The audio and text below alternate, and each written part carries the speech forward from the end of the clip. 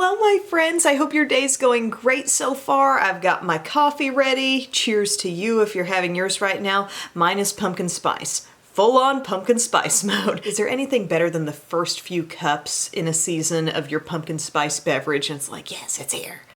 I'm loving it. I'm loving it. All right, we're gonna get started with a full face of kind of new products here in this video. A real variety. Got a few things that are drugstore. We got some new things at Sephora. I've got a palette that I'm gonna use today. I'll just flash it up here. Really pretty one from NYX. So let's get to it. I've already got my skincare on and I'm gonna use this Thrive Filtered Effects Blurring Primer. Now they have two new primers out right now. One is the Brilliant Face Primer, which just, you know, it adds a little extra glow. I'm trying to kind of hone in on how good the filtered effect is from this one. So I use just a small amount here, and I can tell it's got kind of that slip across the skin, you know, kind of a silky, silicone-y feel. And doesn't it seem like it's sort of softly mattifying me? Feels nice, feels like the whole surface of my skin is very consistent feeling right now. And then guys, this is very exciting to me. Well, let's just knock over a few things first. This is the Sephora S Clean Glowing Skin Foundation. I saw some really good reviews for this stuff on the website. It says this clean glowing skin foundation enriched with matcha tea and vitamin C hydrates skin, leaving a radiant finish and light buildable coverage. Mine has the number 9 on it, and I've used this just a couple times already, and we're gonna keep testing it out today using about that much product. And it's got a real traditional foundation texture, if you know what I mean. It's like not too thick, not too thin, doesn't seem moussey or anything of that nature. I feel like it makes my skin look absolutely beautiful when I blend it in. However, I haven't noticed the greatest staying power with it so far. Might be like my other product pairings or, you know, what else I have going on the skin. But I'm still kind of trying to get a feel for that. But let's show you how the coverage is here. I feel like it's even better than light, personally. I mean, I think that's kind of like a nice medium coverage. Just right away without even building it. It's reminding me quite a bit of L'Oreal Infallible Pro Glow, and that one reminds me of Charlotte Tilbury Light Wonder.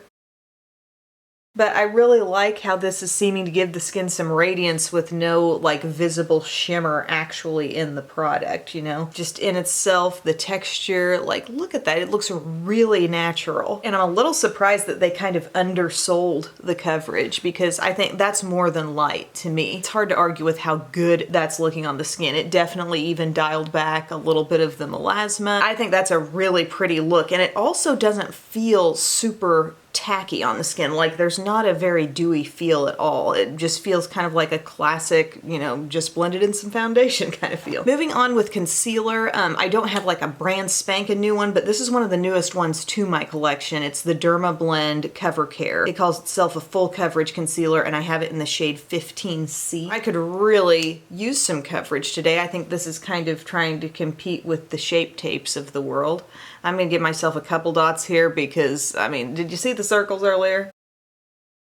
And just dabbing it around. So guys, on One Tree Hill, yes, we've been watching One Tree Hill. I feel like we started it like late last summer maybe. I remember watching it before Bubba was born, and then after he was born we took a big long break because it was just kind of hard to watch anything. But we've been watching it a lot lately, and we're now to the point where they're out of college, you know, like I was surprised they didn't really focus on college much. They kind of just skipped the 4 years, and some of them are kind of coming back together a little bit, as they would, I guess, have to do to have any kind of show. But yeah, I'm really digging it. There's always some drama in One Tree Hill. So there's one side blended in. I mean, I feel like it's really great coverage. You can see here, I mean, that's really taking on an area that I thought had some darkness, like really dipping in there. When I use this, there's another thing I've been working with lately, and it's the Flawless Creator multi-use liquid pigments. And when I wear these together, like I just feel extremely like flat and matte and just junk coverage everywhere. And today, putting that concealer on top of this kind of softer, lighter foundation, the concealer itself is just coming across as maybe a little bit lighter to me. Maybe it's just because it was able to blend in with something like this. Do you ever consider that, how the foundation underneath can kind of change the effect of certain concealers you may use? Okay guys, I'm setting my under eye a little bit with this Catrice HD Baking and Setting Loose Powder. This is the powder that, like, probably one of the most criticized products in that Catrice video that I did, but yet I've been using this so much. I think there's an excessive amount of powder, like there's a little netting across here, right? And it's kind of bouncy, but it's pointless and it keeps no product from like just flowing out. So if they could change that, that'd be great. But I have really enjoyed this for under eye concealer setting, T-zone setting. I've used it over my NARS stuff, you know, that nice new NARS soft matte foundation and also the soft matte concealers. It really works well with that, and I've had just amazing staying power when I've used this. It's very mattifying. You don't need a lot of it, but again, it's just about packaging for me that frustrates me with that product. So I think that's all I'm gonna do powder-wise, is just kind of set the under eye, set the T-zone. Nothing is extremely tacky feeling, like I said, all over my skin. From Sephora, I noticed they had this Ambient Lighting Infinity powder. So that it's packaged like this, like usual on the outside, and then this is what it looks like on the inside. I feel like I need to look this up and just read to us about exactly what we should expect here. They say it's an innovative finishing powder that blurs, smooths, and brightens the complexion. Coverage is sheer, finish is radiant and natural. And then it goes on to say, first of its kind finishing powder features 2 ambient lighting powders and an ambient strobe highlighter. Okay, I see. So there's a little bit of a highlight swirled in with a couple of different ambient lighting powders. Okay, we're gonna use this. And I'm just gonna use it gently all over the skin. I don't really wanna wait until after like another highlighter that I use because I want to see how much glow this provides. Are we seeing it? I feel like I'm getting a gentle, kind of very gentle glow all over. I am seeing it. Are you? Like kind of on top of the cheek, the high points of the face kind of caught it. What do you think about this if you have this? Is it worth it? Do you like it? Do you use it as a finishing powder? Do you feel like it's better than other ambient lighting powders? Definitely a little more glow than other ones I've tried. And then guys, you know I love this bronzer from Hourglass. It's the Diffused Bronze Light. I think it's just like the easiest thing to throw on, gives a beautiful effect to the skin. Like it's just effortless bronzer. I love that. And so as I had discovered that new powder, I'm looking at the Hourglass bronzers and I thought, what about we try another shade of Hourglass bronzer? And they've got something called Luminous Bronze Light, which is described as a medium bronze shade fused with luminous light. And I got it in a mini because I thought, I bet a mini would last me a long, long time. It's the cutest thing ever. Look at this. Look at this little mini. I mean, how cute is that in that little compact? I love that. It looks very, very light. I feel like there's a much higher percentage of the light shade in here than the deeper shade swirling through, but it does kind of look like the picture, I gotta say. Swatching it out, it seems like the gentlest light tan. So let's see what this does on the skin. I used it yesterday and I was a little surprised that I could actually see it doing stuff on the skin. It's lighter than the Diffused Bronze Light though, for sure. But it's still giving me something. I can see it in person. And by the way, I think you can get the diffused, yeah, you can get the Diffused Bronze Light in a mini as well. You see how that's kind of contouring me in world's gentlest way possible?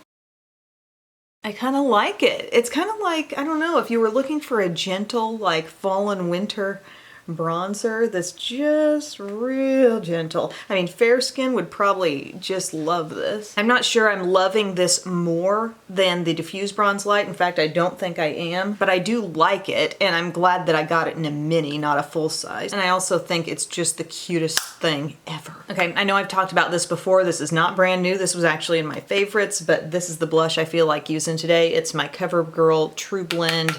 The shade is Sweet Seduction.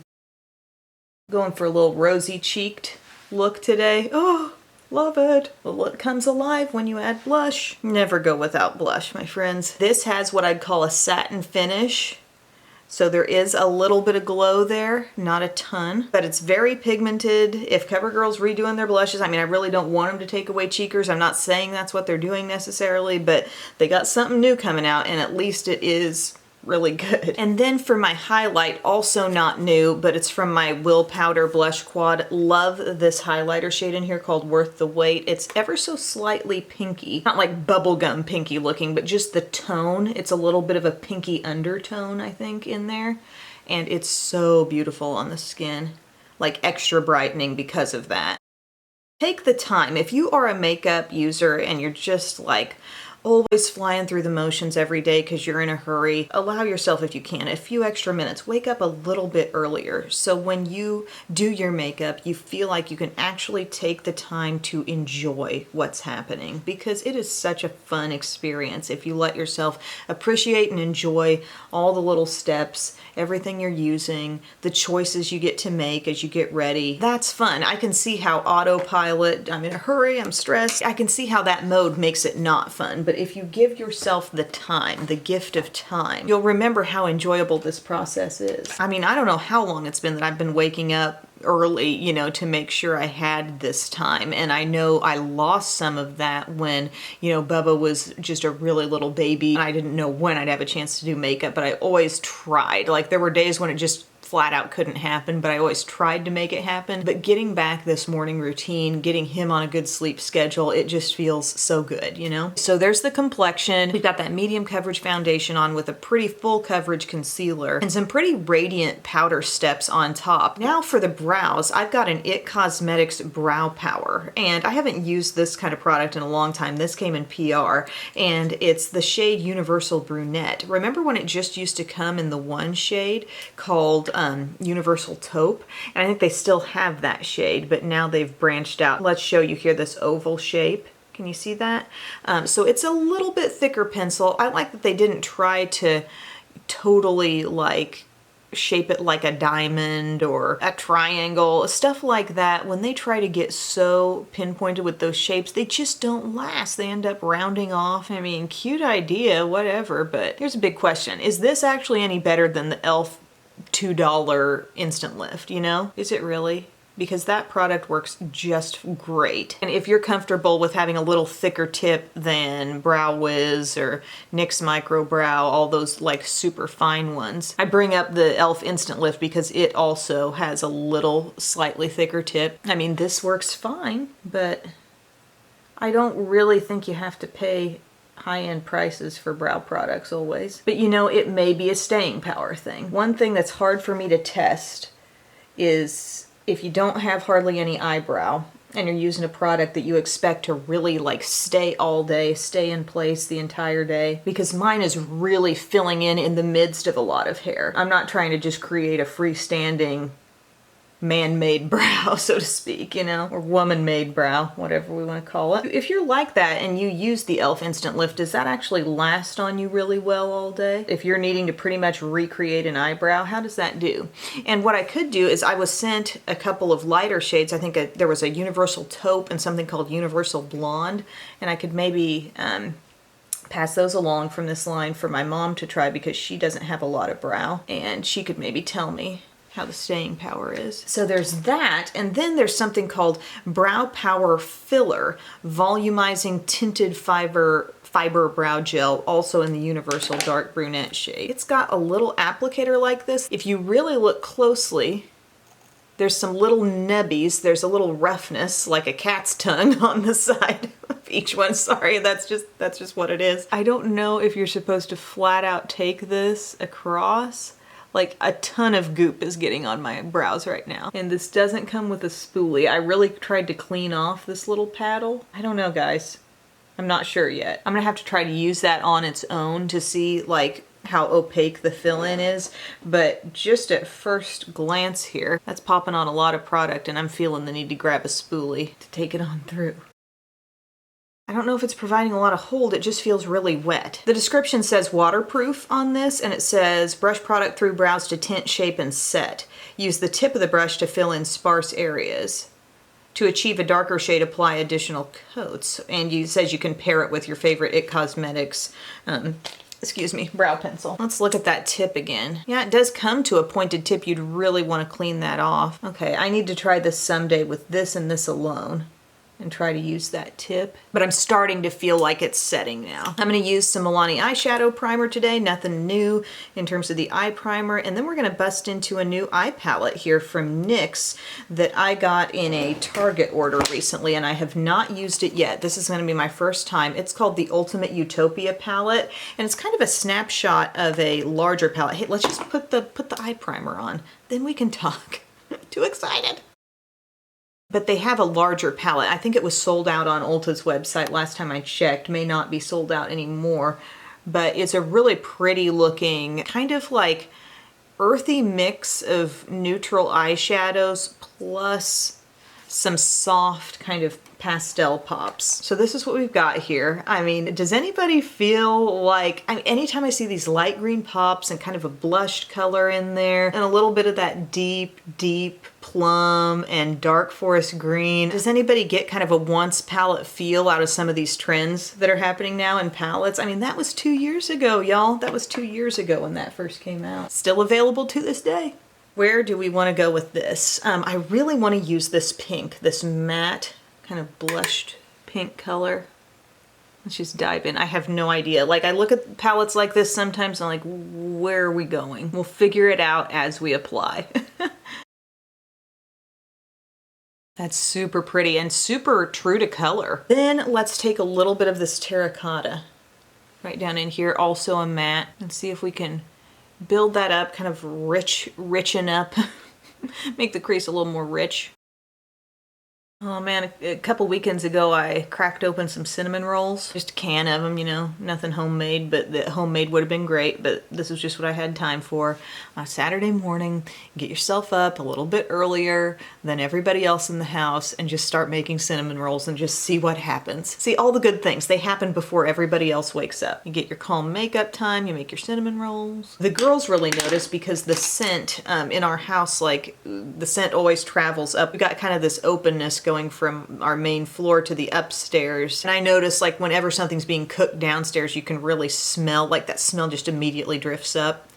So the girls like smell it immediately. So that's kind of fun to do. Let's see what this is made of here. This kind of toasty peach.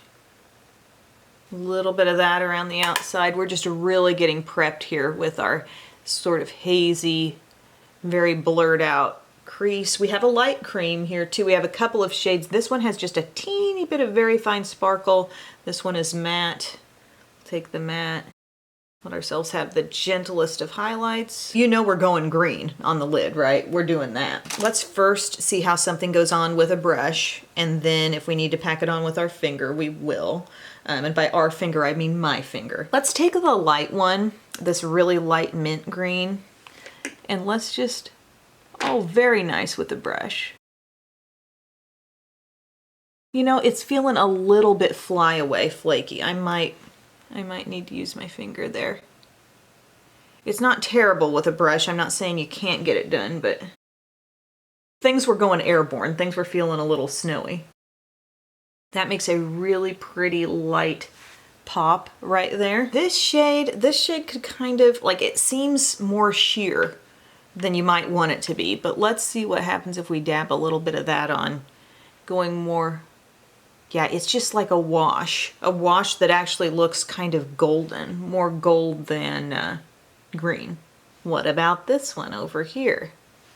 That looks like a fairly metallic, yeah, kind of grassy. See that? Like more greens coming out of this. Sorry, I'm just finger painting it on at this point. It's got a sheerness. I feel like they meant for it to be that way.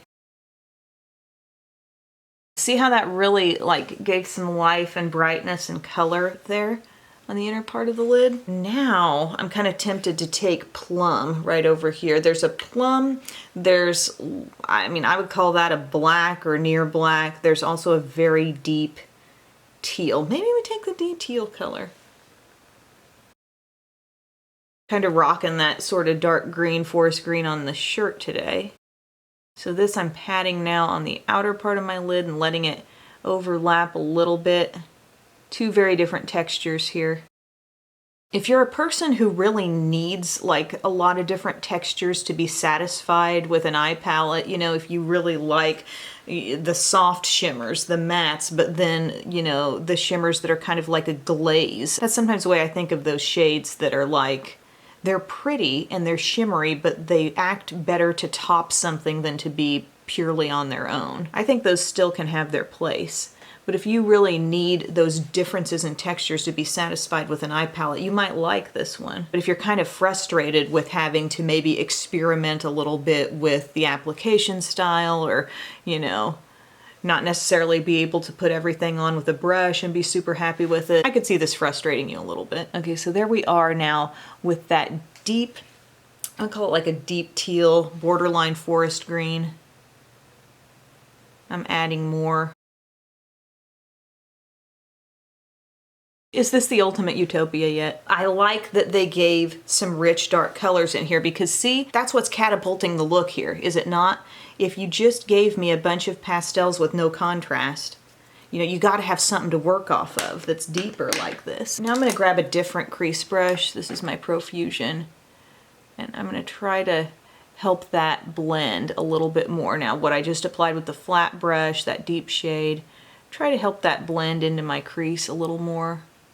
I'm really not trying to get too big with my motion of that, so I'm just kind of blending out my edges, not interfering with everything else. And then we may take another kind of mid-tony shade just to further help this situation. But it's happening fairly easily. I'm not complaining. I just kind of want one more level of transition coming out of there. Maybe some more of this. Okay, a little toastiness, a little toasted marshmallow. I dig it. I like the splash of color. I like the depth of my dark shade. What should we do going underneath? What if we really had some fun here and went in with an angled brush and this grassy green bright shimmer and kind of brought some of that right down here? If you wanted a huge impact out of this, you might take like a white liner or even like a little patch of some glitter glue down here or something to really grab it. And then let's take Plum and use that right around in here and end up kind of smudging it. So here's the application. And then just grab a pencil brush or a smudge brush and kind of just let that soften. To me, this seems kind of like a springy vibe here with this palette. Just some of the green, but it could be kind of also like our Farewell to Summer type palette too. I've got right here a dark, like kind of forest green eyeliner. It's from the Balm. It's called Mr. Right, and the shade is Seymour Vacations. Spelled like the name Seymour. It's kind of a shimmery deep green.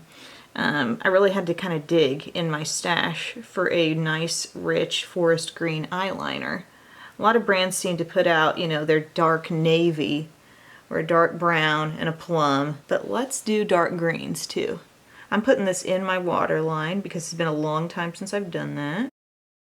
I'm also kind of getting right in there in my lash line because I think that always helps make things look less stark. When you do liner in your waterline, try to kind of dab it within the lashes too. And then you can take a brush and help that make sense a little more with everything, but I like that look. And then we're going to use this same liner up above. And I really don't want it to shout at me, but I just want a little more definition. Really thin, really light, trying not to cover up the beauty of all that shimmer. Anybody using their Instant Pots at home? What do you like doing in your Instant Pot best? I've been crock potting and or Instant Potting quite a bit, and I've got a favorite recipe for the Instant Pot. It's an Instant Pot lasagna. There aren't a lot of ingredients. It's very basic. It's actually out of a cookbook. Maybe I could post a picture of it up in this video and you could like screenshot it if you want to get it, but it's a really good recipe. It makes a big batch. Like I was able to give some to Mom and Dad, keep some for us. Bub had leftovers to take for his work lunch. Just a really good kind of like deconstructed lasagna. Now, as you can see, I'm just curling my lashes. I'm going to pop on some Lash Paradise because that's kind of just what we're working through right now. Also my Hourglass Unlocked Instant Extensions, which I think wears really well on the lower lashes. And then our eye look will be done. I love when you get a mascara on and like the eyeshadow back behind it is so like light and pretty, and it kind of creates a pretty backdrop for your lashes. Oh, I need to do my nails this weekend. I find with the Lash Paradise, it really helps to kind of try to wiggle like crazy into your lashes and just really get in there with it. And then once you get kind of a little base amount on the lashes, the building really starts to take place. You know what kind of made this look really unique that we lost a little bit of as we blended was that pink. I need to go back in with a little bit of that.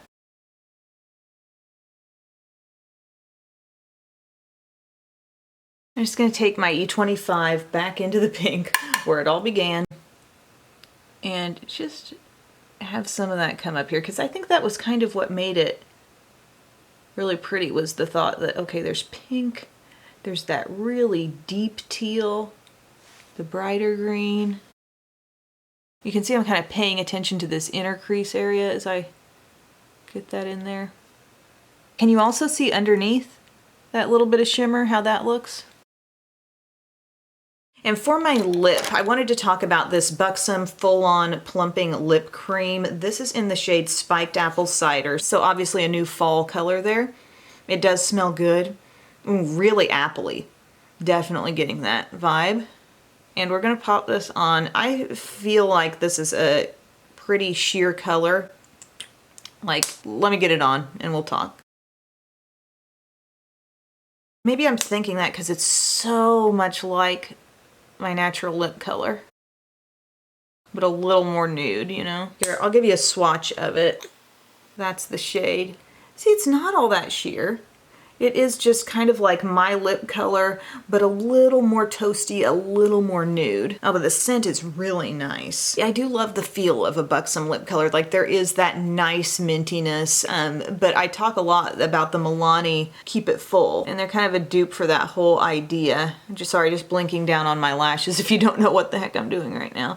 It reinforces the curl. So I don't think you have to pay Buxom prices, you know, but there is like a refreshing feel to them, and I like that color paired with this overall look. You know, we went with kind of a rosy cheek, gently rosy. The eye look is really fun. That lighter foundation, really impressed with that. The thing is, can we make it last? And can I keep my hands off my face and not like mess with it? Also, I wanted to let you know that I did get the Pumpkin Spice palette from Too Faced, and I have done so far like 3 different looks with it. As you can see, it's got a lot of variety. It doesn't really scream pumpkin spice at me when I look at it, but maybe just spice from the element of there's a lot of variation in this palette that I could enjoy. But I'm still playing here. There's a lot that it can do, so I don't want to just like turn out a few looks and then say, well, you know, here's my opinion, because I really want to test it a little more, but you'll probably see a video coming soon with that. But anyway, guys, I hope you enjoyed this new makeup try-on session. Obviously, some of this stuff I wasn't trying on for the first time, but the eye palette I was. Thank you so much for spending a little chunk of your day here watching these videos. I really appreciate it. Your kind comments, just, you guys are seriously some of the kindest, warmest individuals out there. Thank you so much, and I will see you again soon.